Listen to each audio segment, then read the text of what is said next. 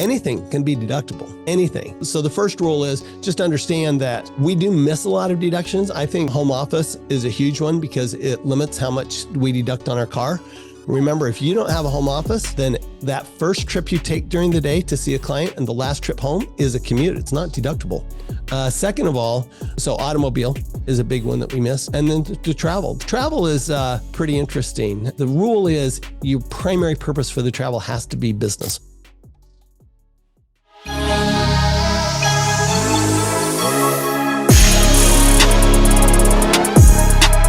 What up, it's Mr. X to the Z Exhibit. What's up, guys? It's Andy Frisella. This is your boy, Frau Munch. This is Ryan Serhant. This is Shingy. Hi, it's Patrick Bentley. This is Sonia Zarvatani. This is Director X. Hey, everybody, I'm Forbes Riley. Yo, this is Goldie. This is Amberly Lago. This is Chris Voss. Michael Francis here. Yo, this is Charlie Tuna. Hey, what's up? It's Billy G. And you're listening to The Run GpG podcast.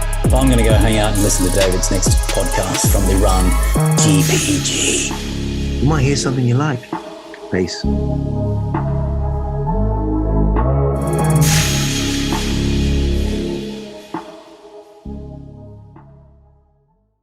Excited to welcome our guest today, Tom Wheelwright. We're welcoming him back today. Tom Wheelwright, CPA, is the visionary and best-selling author behind multiple companies that specialize in wealth and tax strategy. Tom is also a leading expert and published author on partnerships and corporation tax strategies, a well-known platform speaker, and a wealth education innovator. Tom is a regular commentator and contributor to publications such as Forbes, the Huffington Post, ABC News, and more. He's also the best-selling author of the book, Tax-Free Wealth. And I'm excited to mention that Tom is actually releasing the third edition of that very popular book today, which we'll be talking about in detail. Tom, it's really good to see you again. Welcome to the Greater Property Group Mastermind this week, and also a live recording of the Run GpG podcast. Welcome here. It's great. It's great being with you guys. I always love it. Yeah. Good to see you. So as I mentioned, third edition of Tax-Free Wealth released today. Congratulations, Tom. Thank you. Thank you very much. It seems like we have to do a new edition every 5 years because we get so many changes to the tax laws. Yeah, which we'll be talking about here. The tagline, how to build massive wealth by permanently lowering your taxes. That's something we all want to know more about, obviously. And that's something you know how to do in detail. And you talk about it in the new book. But before we get into some of the highlights and the actionable content for us, I wanted to mention your mission statement again. I always lead off with this because I love it. You say that your goal in life is to make taxes fun, easy, and understandable. I love that. It's such a refreshing take on something that's daunting, right? Intimidating, right? A lot of people don't like talking about taxes, and it's not typical to think of taxes that way. So again, the question, Tom, how and why did you see a need to make taxes simple and fun? Well, when Albert Einstein says that the most difficult thing in the world to understand is income tax, I'm going, well, that would be a worthy subject to take on and make it simple. That what's really obvious is that the rich, you always hear the rich don't pay tax, and you go, well, why don't they? Are they cheating or what's going on? And it's really just because they have high-priced tax advisors like me who understand the tax law. But what about everybody else?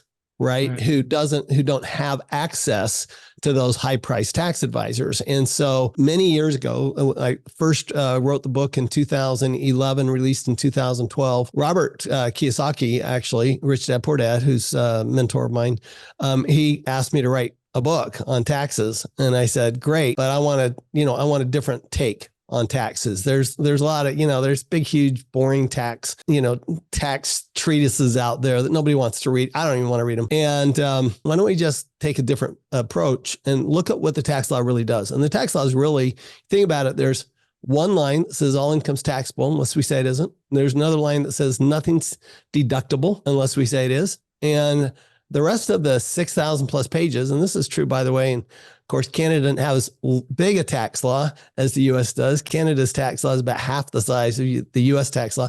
By the way, Great Britain's about twice the size of U.S. tax law. But really, the rest of it is all just a roadmap for reducing your taxes. And it's just a guide. And the average person doesn't understand that. The average person thinks, well, taxes are something to be afraid of. They're too complicated. I can't possibly do this. What I really need is a tax advisor I can just turn things over to. And the reality is your tax advisor can't reduce your taxes. All your tax advisor can do is tell you what you need to do to reduce your taxes. And so the very most important thing you've got in a tax advisor is somebody that actually you understand what they're saying, which is frankly few and far between. So that's why we launched a franchise to teach tax advisors how to communicate with their clients and really take a different approach. But honestly, if you understand the basic principles of the tax law, it's a pretty fun game, frankly. I always thought of it as a game, and it's a pretty fun game, and it's one we're all playing, whether we want to or not. And we just have to decide, do we play it passively or do we play it with fervor? And do we play to win? Yeah.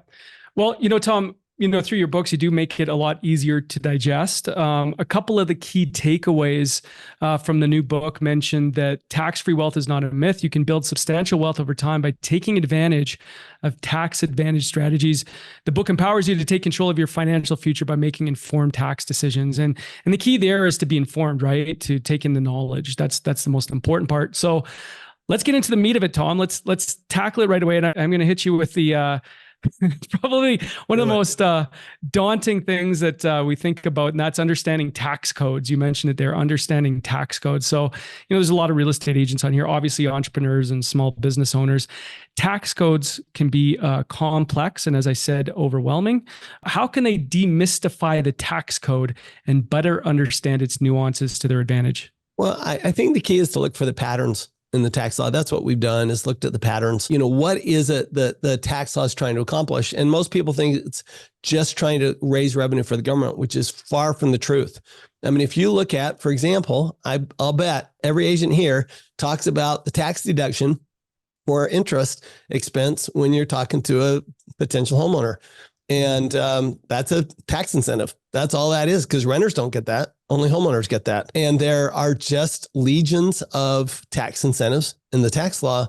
So what you have to do is you start by changing the way you're thinking about it. When you do that and you actually say, well, wait a minute, I'm a partner with the government here. That's effectively what's going on. I'm a partner with the government. Everybody when you got your first paycheck, you go, who the heck's this FICA guy? They're taking money out of my paycheck. And so you're a partner with the government.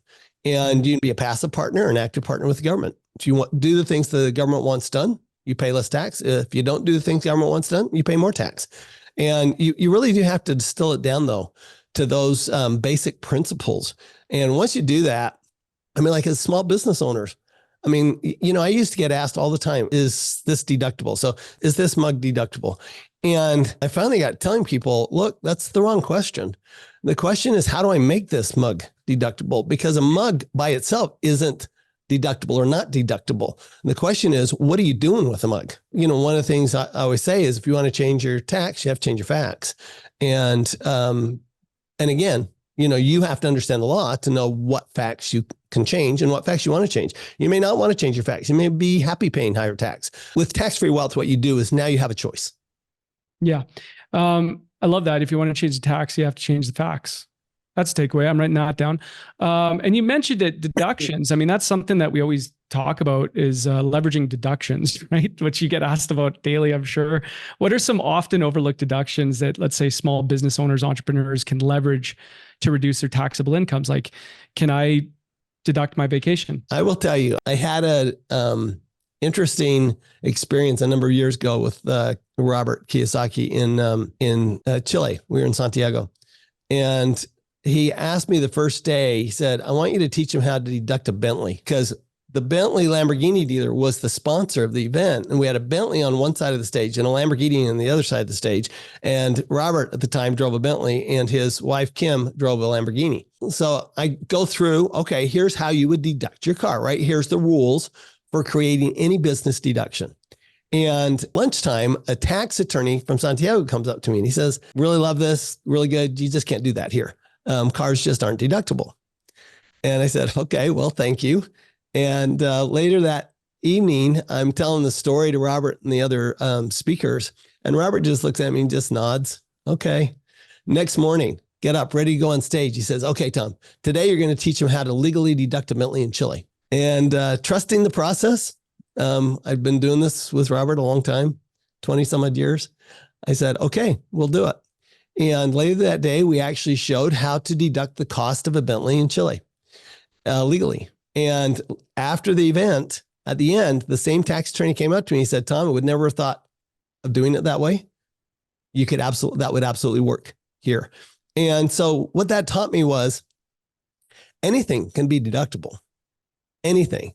There are certain things that, on their face, they're not deductible, right? But that doesn't mean that we can't make them deductible.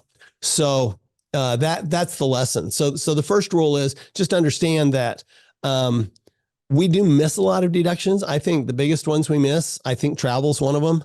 I think home office is a huge one because it limits how much we deduct on our car. Remember, if you don't have a home office, then that first trip you take during the day to see a client and the last trip home is a commute. It's not deductible. Frequently, that makes up a big portion of your driving is the first and the last drive of the day.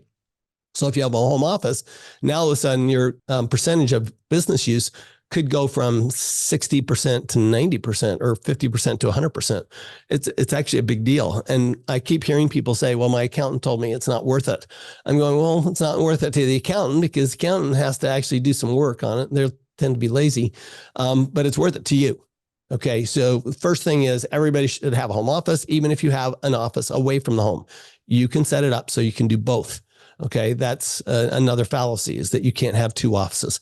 You just have to make your home office your primary office. Second of all, so automobile is a big one that we miss. And then to travel. Travel is actually pretty interesting. The rule is your primary purpose for the travel has to be business. And if you're traveling within the continental United States, the rule is that more than 50% of your workday has to be spent doing work that you could only do there, right? So for example, if you're going to a conference, that counts. If you're meeting with clients there, that counts. If you're just going and sitting on a laptop in your hotel room, that does not count. Okay. You could do that at home. So it needs to be more than 50%, but that's an 8-hour workday. So that means 4.5 hours a day. Okay. Not the weekends, which means you could literally leave on Friday, work a little bit Friday when you get there, take the weekend off, work 4.5 hours Monday through the next Friday, stay through the weekend, leave Sunday, come back, and the whole thing would be deductible. So you can do it. Now, the question really is why? Why does the government allow that? And what happens is if you're doing things there, if you're doing business, you're going to tend to see things and see opportunities that you would not otherwise see. So let's say you guys are all, in real estate. So let's say you're looking at houses to buy for yourself. For investment properties, you're all real estate professionals by definition. So you get, huge deductions for owning investment real estate. So you go out and you're looking at these houses. If it weren't for the tax benefit, you may never look at the houses while you're there because you may be there because, you're there with your family, but I want the tax deduction, right? So you start looking at houses and then you find these huge opportunities. So not only do you find those opportunities, but remember the government shares in the economic benefit of those opportunities because they're your partner. So the government wins. In my second book, The Win-Win Wealth Strategy, I actually walk through several examples. The government wins. It's not just the taxpayer wins. It really is a win-win strategy because you get the deduction, but the government, if you could be partners with somebody by putting in 30 to 40% up front and your partner could never get rid of you. They had to meet certain tests. It had to be for profit. It had to be well documented. It had to be well done. Okay. In order for you to be a partner. And every one of us would jump on that opportunity. The government just does it by mandate. So it's a pretty good deal for the government and it's a good deal for us. I've had clients that found $1 million of profits just going because they wanted the tax benefit. So that's the incentive. That's the driver. Really interesting, and I think that changes the perspective that people should have, which is you're partnering with the government. If they have a tax code or they have a deductions because they want to have it, right? It benefits them, right? And so that's what we need to think about. And the other one is meals and entertainment. People always ask about meals and entertainment. Dinner with my spouse. Can I write that off? Potentially, yes. This is one where there's an old adage that pigs are cute and hogs get slaughtered. So don't be hoggish about this.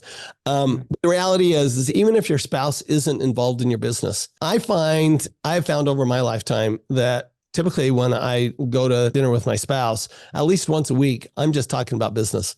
and I'm getting feedback. And it's a valuable business expense. And it really does help me. Now I have a spouse that's actually involved in the same business I am. So we talk about taxes all the time. We have very exciting dinner conversations. But I think once a week, I think you're probably safe. Once a week, you're talking about business. You need to put down what'd you talk about, who you're with, you've got to make sure you got the date down, where you are, et cetera, on the receipt, and then scan the receipt. But I think meals with your spouses absolutely can qualify. I mean, for me, I have my kids involved, so meals with my kids are also deductible. Yeah, very interesting. Okay.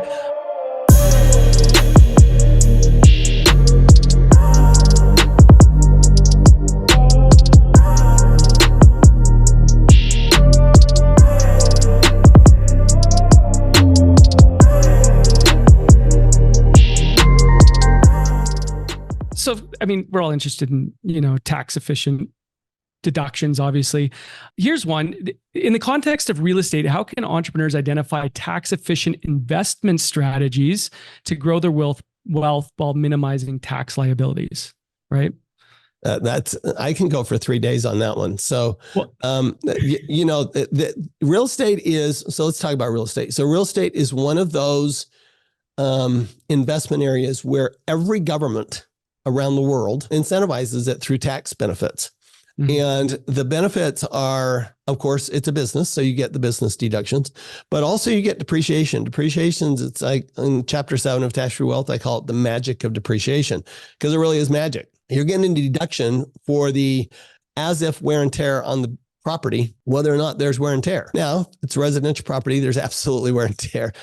Nobody has residential rental property that doesn't have wear and tear on it. That's why residential property gets depreciated faster than commercial property. There's more wear and tear on a residential property than there is on a commercial property. But the biggest thing there is we have to do a cost segregation. Cost segregation is a study that's done by engineers and accountants, outside engineers and accountants. Don't be trying this yourself. Your CPA should not be doing this.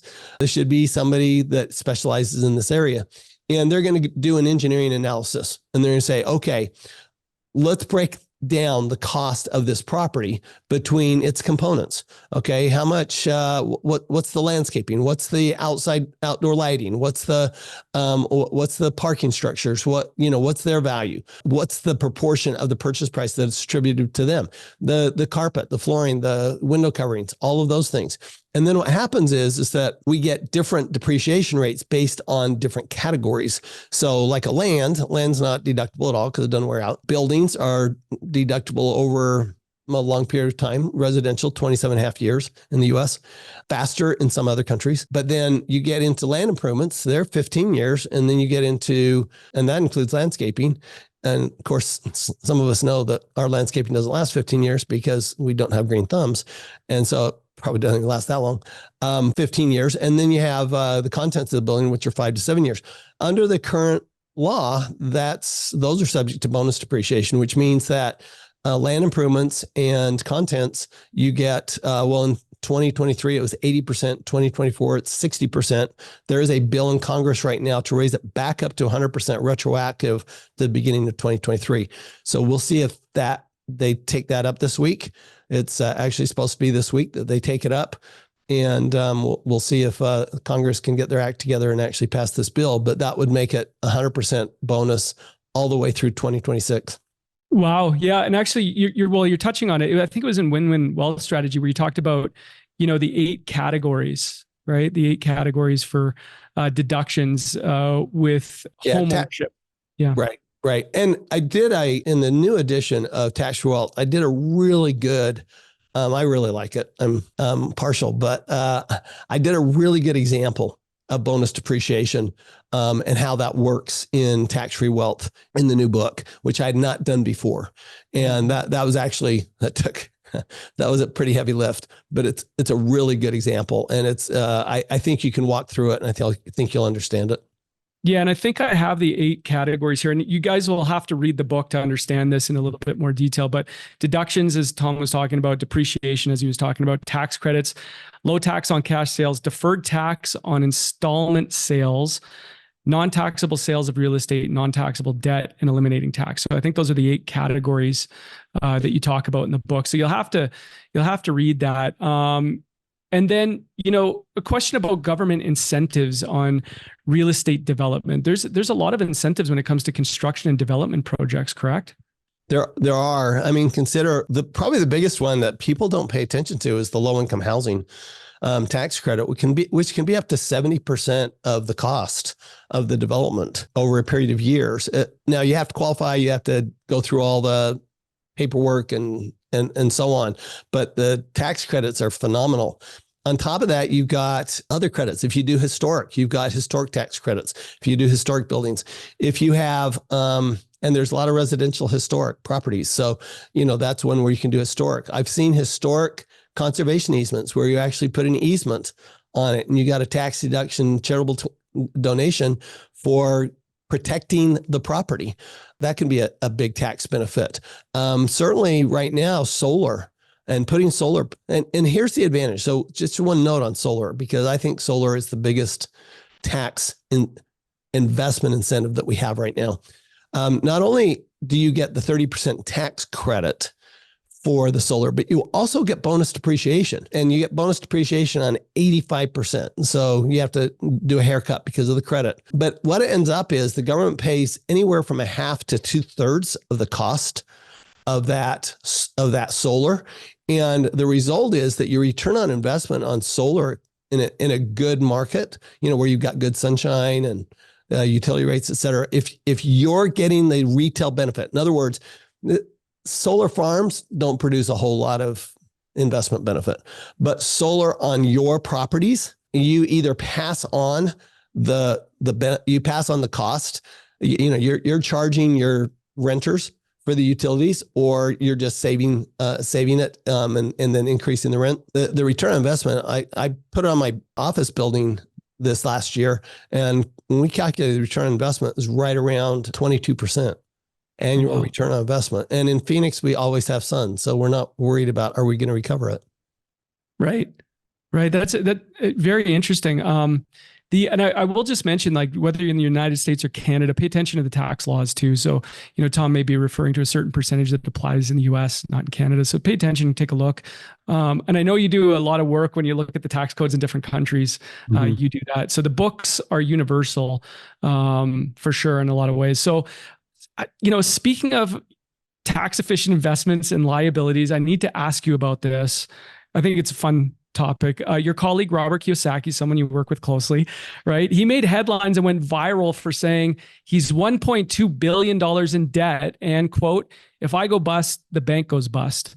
So I would love to get your breakdown of this, if you don't mind, because I think only you can explain this in a way that makes sense for the average observer. I know you did this on social, but do you mind breaking down exactly what he meant? I did a YouTube video that we've had a lot of views of that YouTube video to break it down. So first of all, Robert's investing. When you invest those kinds of dollars, you've got non-recourse loans. And that means that if the bank can't come after him, so if his properties go down, he loses his equity investment, but the bank loses all of they're the ones who end up with the property. They can't come after him because it's non-recourse. So it very clearly, he's absolutely right. They're the ones that get hit the hardest. Now he does lose his equity, but he's not on the hook for that debt. The properties are on the hook for the debt. Okay, because it's non-recourse. If it were recourse, that'd be a whole different animal. But the great thing about debt is, first of all, it's not taxable. It increases the basis on which you get your depreciation. So if you put in 20% and the bank puts in 80%, you get a deduction for depreciation based on 100%, not just your 20%. So you actually multiply your tax benefits. Obviously, to the extent that your cap rate is higher than your interest rate and you'll multiply your returns, that's very powerful when it's done right in real estate. The way I explain it simply is, the purpose of an asset is to create income over and over again. That's the purpose of an asset. And the purpose of a debt is to buy an asset. And so the only time that you're afraid of debt is if you don't trust the asset. Because if you trust the asset to produce income over and over again, you would want as much debt as possible. because it's going to continue to produce income. But if you don't trust the asset, first of all, I'm going to ask, if you don't trust the asset, why are you putting your own money in it? Yeah, makes sense. Yeah, it was crazy because that quote went viral. It went everywhere. It did. It was wild to see. I loved it because he was spot on. He never explains anything, right? He just like throws it out there and leaves people. Actually, we were watching a Reddit thread on this and decided, you know what, we should respond to this. And so we responded to the Reddit thread and then put it on YouTube, and our video went viral. So it's pretty simple stuff. You guys who are used to debt, who are, used to thinking about debt, and particularly debt on a home.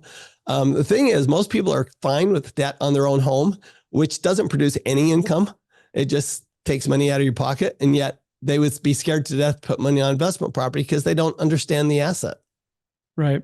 Yeah. So again, it's all about knowledge. Knowledge is power. I do have a question for the listeners here. It's going to be really important to break down a question on capital gains and the buy, borrow, die concept. Capital gains, as you mentioned in your book, often have lower tax rates worldwide. Right. In the original Tax-Free Wealth, you introduced that concept of buy, borrow, and die regarding real estate. So can you explain how real estate investors can strategically defer and eventually eliminate capital gains taxes through that concept? Yeah, that's something that I love. It's something that I've not heard other people talk about, which is people always talk about, well, depreciation is just deferral, right? And so I'm going to have to pay it at some time. And I'm going, why? Why are you going to have to pay it at some time? If you have to pay it at some date, that's just because you aren't being strategic about it and you don't have good tax advice. So let's just play Monopoly. We'll just play Monopoly with it. Okay. You start with 4 greenhouses, right? And then what you do is you do a 1030 and you take bonus depreciation on it, and then they go up in value, you increase the cash flow on them, and you trade them in for a red hotel, right? Or an apartment building.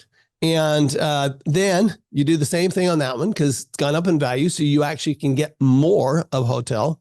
You've done a 1031 exchange. And so you didn't pay tax when you traded it. If you need money as it goes up in value, you borrow against it. So you use it as collateral. You do a line of credit, something like that. You borrow against it. And then eventually you decide you want mailbox money. So you go put it into a triple net lease, like a Walgreens. And you do another exchange and you exchange it into a Walgreens. Okay, well now you've taken all this depreciation, let's say $10 million Walgreens, and let's say you've depreciated it down over the years, because remember, you got carryover basis from the 4 greenhouses, the red hotel. Now you've kept bringing the cost basis down. So if you sold that Walgreens, you'd have a huge capital gain. But then you decide, well, look, it's just mailbox money. Why would I sell it? Instead, you hold it until you die. When you die, your basis gets stepped up in the US equal to the fair market value. So that gain actually goes away permanently.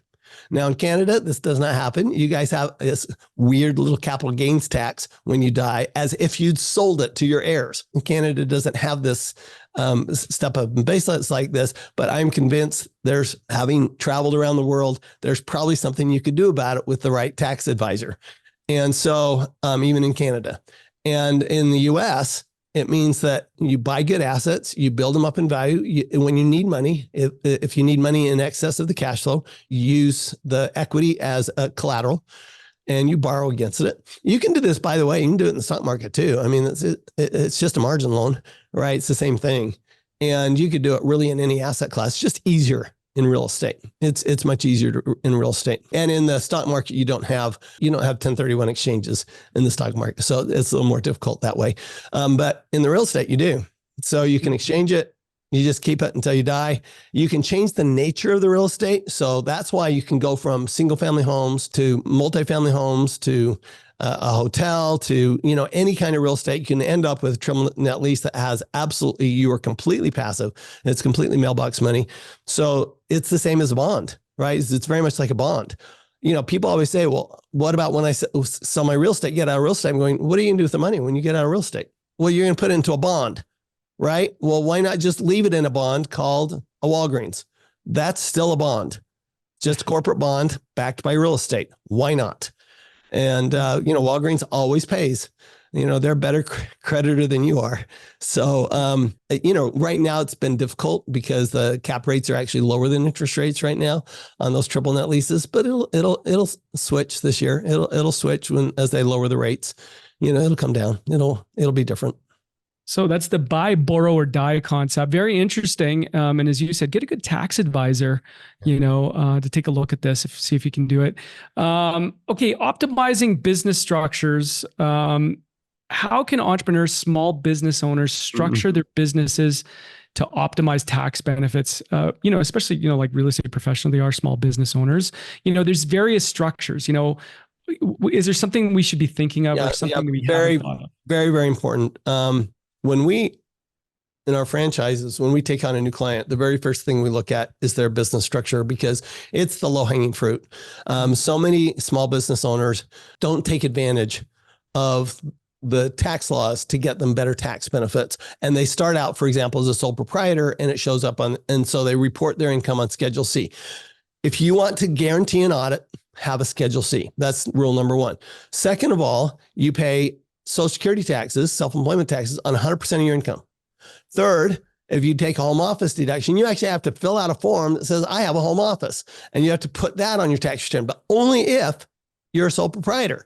If you do this through an S corporation or a limited partnership or a regular corporation, guess what? There's nowhere to even report the home office. Your chances of being audited are way less in a partnership or an S corporation or a C corporation than they are on your personal with a Schedule C, which is the sole proprietor. So very first thing we look for is if you have a Schedule C, you need a new tax advisor because you should not have a Schedule C on your tax return. Donald Trump, when his tax returns were released, and by the way, I don't know if you saw, but they gave that guy 5 years in prison for releasing. Yeah, I did see that. Return.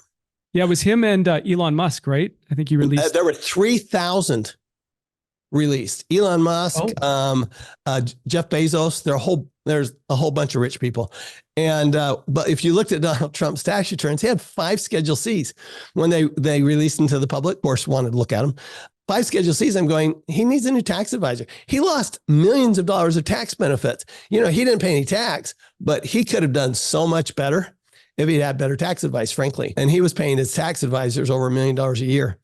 So I'm going, even Donald Trump needs better tax advisors. But the point is that there's just the tax benefits are massive, if you're in real estate. Yeah. Well, I think we should tag Tom on Donald Trump's posts from now on. We need to get Trump a new tax advisor. That would be wild.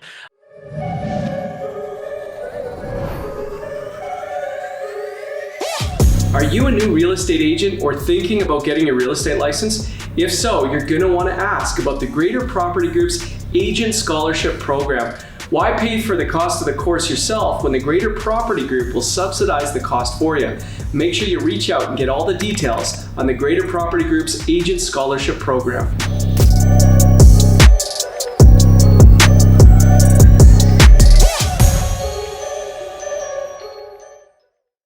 Very interesting though.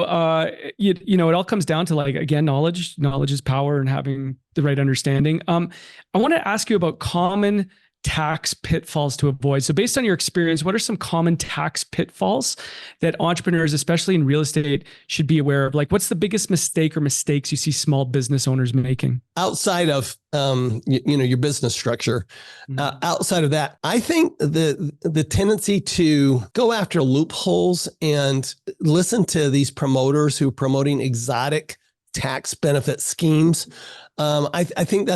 I actually think that's a huge issue right now because I'll tell you, as an example, I was in a mastermind group of mine the other day that I attend, and I'd given everybody the new book, Tax Free Wealth, 3rd edition. And they were saying, well, how do you do that? Are you investing in insurance? Are you investing in this vehicle? Is it a specific type of investment? I'm going, no.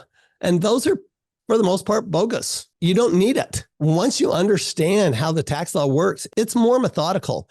I love baseball and I love small ball, and I love the National League because, a lot of small ball, a lot of base stealing, a lot of, good strategy, a lot of singles and doubles and, stealing home, things like that. That's how you win the tax game. It's not the home runs. Okay. It's not swinging for the fence, and people get in a lot of trouble with these promoters that, I mean, for example, one I've seen recently is deferred sales trust, which if you hear that term, just run, because I told people years ago, it does not work. There's no way the IRS is going to allow it. And then this last year, the IRS came out and said, by the way, we're going after deferred sales trusts. I'm going, okay, well, the IRS is usually a little late to the game. But of course they went after them. So you don't need those things. You just don't. If you're truly understanding the law and you're a consistent investor, one of the things that people forget is that actually investing has to become an addiction. You literally have to continue to do it. The minute you stop investing, you pay tax. So for example, 2023, I have clients that had never paid tax, and they paid tax in 2023 because they didn't want to invest in 2023. And they go, how come I'm paying all this tax? Well, because the rule is you have to be investing. And if you stop investing, you pay tax. And that's fine if you stop investing. But you have to remember that any money that you save or spend personally is going to be taxed. Any money you invest is not going to be taxed. And so once you get that in your mindset, then you just go, okay, I can do this on a daily basis. This is daily singles and doubles. These are not, I'm not trying to look for loopholes. I'm not looking for the big, like PPLI and the DST. Somebody told me, well, you know what a DST is? I'm going, well, you need to tell me what you're saying by that acronym. And then we can talk about it, because there are other things that work really well, especially in real estate. A Delaware trust works really well for doing like kind exchanges with multifamily housing projects. So that's also called a DST. So my point is just, if you don't understand it, bring it to your tax advisor. If they don't understand it, run away. That's good advice. That's great advice. And, just a couple of questions to wrap up here. We've been talking about it, the evolving nature of tax laws, right? How can entrepreneurs, small business owners stay nimble and adapt their wealth building strategies and staying ahead of changes that might impact their business? Obviously read your books, but anything else we should keep in mind? Well, one thing you have to do is you have to understand that the principles don't change much from year to year. So the basic principles don't change. It's only the details that change. And that's where you need a good tax advisor who's willing to share information with you. One of the problems with my profession is that we tend to kind of live in a black box. We feel like, well, I know all this stuff, and if I give it to you, you won't need me anymore. And I'm sure there are hundreds of tax advisors that hate me for writing tax-free wealth, because I exposed what I think is basic information that everybody should know. And they're going, wait a minute, I was selling that information. You just gave it away for a $20 book. I'm going, yeah, because everybody should have it.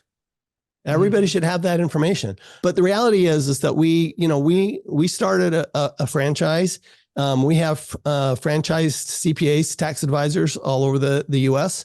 And that's why, because people need a good tax advisor who is focused on them and who understands how this all works. Yeah, for sure. That's great advice. Resources for ongoing learning. What resources or tools do you recommend to stay updated and informed? Well, I love podcasts. I love doing podcasts. I love being on podcasts. I have my own podcast, the Wealthability Show. We don't just talk about tax. We talk about all types of wealth and business. And so I think there's some really good podcasts out there. I think Rich Dad does a terrific job of, Robert's writing a new book every other year. And I would stay abreast of what he writes. Sometimes, he can be a little out there. You just have to take the nuggets out, right? And then, I think things like this, mastermind groups are fantastic for getting that information. And then also, I think your team. I actually think the biggest part is who's on your team. And brilliant book written a couple of years ago by Benjamin Hardy and Dan Sullivan called Who Not How. And it's really about who's on your team. I'm in Dan's strategic coach program. And Dan says, look, I'm trying to figure out how can I do the least amount of possible to get this done. I can get other people to do it. And so you just got to build a great team. Yeah. Yeah, makes sense. Final question, Tom, where do you want the people to follow you, and where can we get the book? Where do we go to get the book right now? Right now, you can go to Amazon, Barnes & Noble, anywhere. I mean, it's a top 50 business book. So it's been number one in its category for over 10 years. So you can get it anywhere. You can go to wealthability.com. And if you need any help with your taxes, go to wealthability.com. That's my company. And we'll get you set up there. And one thing we'll do for you, if people want, we'll do a free second look at last year's tax return. See if you're missing anything. Fantastic. Listen, I can't thank you enough for joining us today, even though you're under the weather. It was a very valuable call today. We appreciate your expertise, your experience, of course, and the actionable insights you offered us today. Thanks again, Tom. Always good to see you. Really appreciate your time. Absolutely. Thanks for having me. And thanks, everybody. Great to see everybody. Thanks.